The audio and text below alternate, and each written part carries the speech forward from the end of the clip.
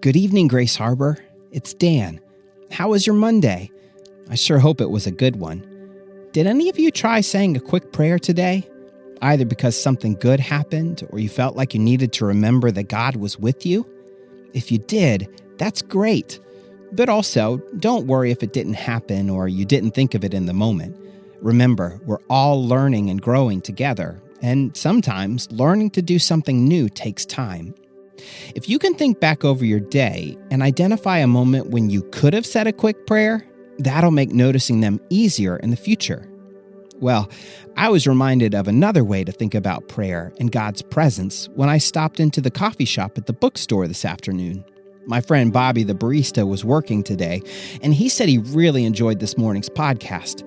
It got him thinking about how he works prayer into his day. One of his favorite Bible passages is 1 Thessalonians chapter 5, verses 16 and 17, which says, "Rejoice always, pray continually." Bobby said he's been thinking about what it means to pray continually.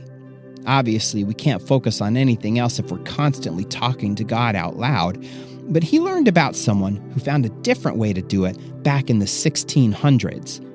The person's name was Brother Lawrence, and he realized that he could pray while washing dishes.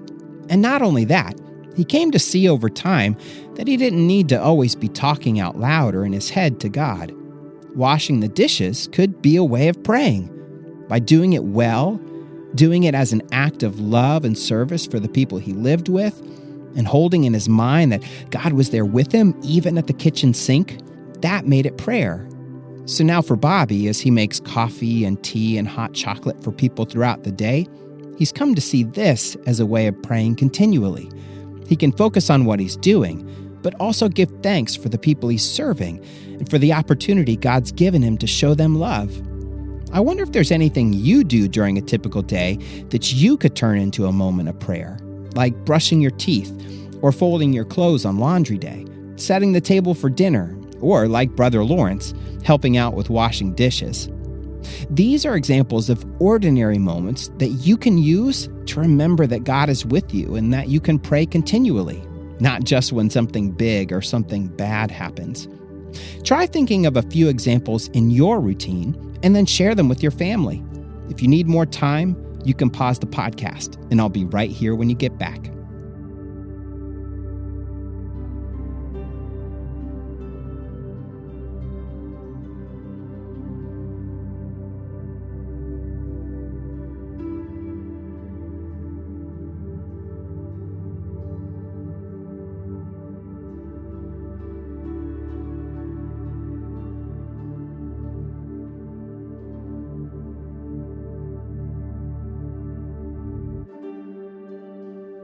Because God really is with us everywhere, we can turn almost anything into prayer by remembering God's presence and thinking of what we're doing as a way to love God, others, and ourselves.